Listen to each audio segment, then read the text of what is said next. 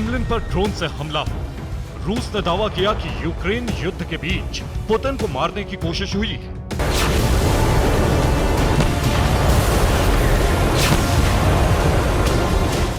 अब इसका बदला लिया जाएगा, ऐसा बदला जिसकी कभी किसी ने कल्पना भी नहीं की होगी।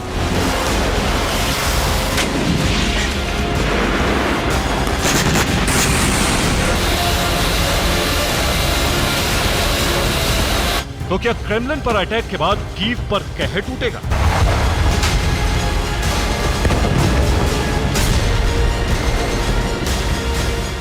क्या यूक्रेन की राजधानी में आज की रात आग बरसेगी?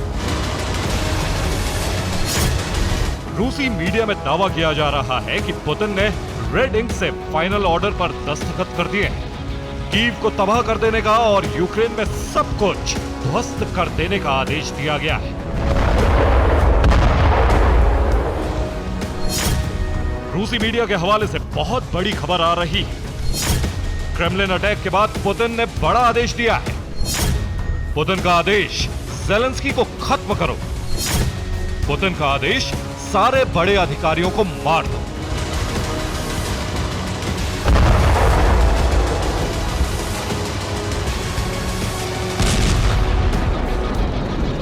क्रेमलिन अटैक के बाद रूस का बदला शुरू हो गया है। खेरसोन के रेलवे स्टेशन पर जबरदस्त बमबारी की गई है। धमाका क्रेमलिन की गुंबद पर हुआ, लेकिन दहशत यूक्रेन के घर घर में फैल गई है। रूस की जल, थल, वायुसेना ने यूक्रेन के कोने कोने पर बमबारी शुरू कर दी है।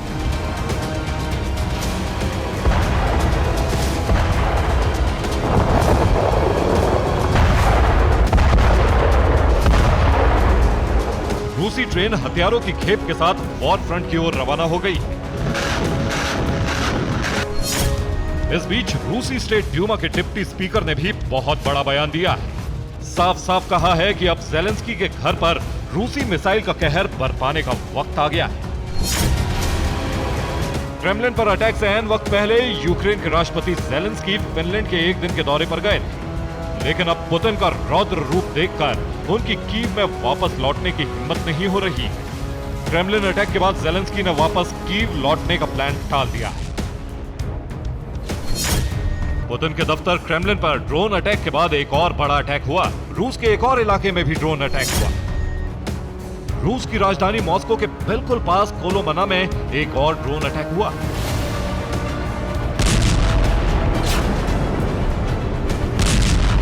यानी रूस पर सीरियल ड्रोन अटैक हो रहे हैं। क्रेमलिन पर भी हमला एक ड्रोन से नहीं बल्कि दो अलग अलग ड्रोन से हुआ था।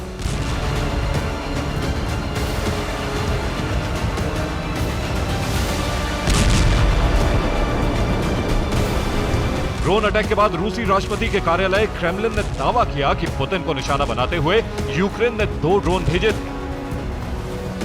क्रेमलिन की गुंबद को छूने से ऐन वक्त पहले दोनों ड्रोन्स को मार गिराया गया।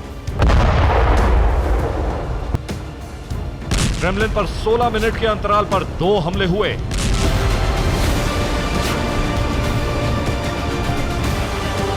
पहला ड्रोन हमला मॉस्को के टाइम जोन के मुताबिक रात 2:27 पर क्रेमलिन के ठीक ऊपर हुआ।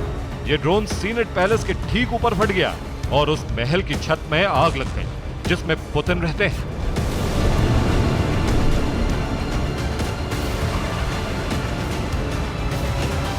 दूसरा ड्रोन ठीक 16 मिनट बाद तड़के 2:43 पर पहुंचा। क्रेमलिन के एयर डिफेंस सिस्टम ने इसे क्रेमलिन की इमारत को छूने से ठीक पहले ध्वस्त कर दिया। इस ड्रोन के जलते हुए टुकड़े क्रेमलिन के परिसर में गिरे। सीरियल ड्रोन अटैक के बाद पूरे रूस में ड्रोन के उड़ने पर पूरी तरह पाबंदी लगा दी गई। इस ड्रोन अटैक में 2 लोगों की मौत हुई।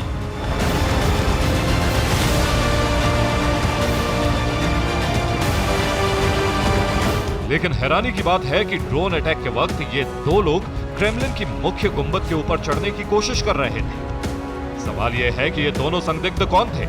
क्रेमलिन जैसी सुरक्षित इमारत के गुंबद पर पहुंचे कैसे?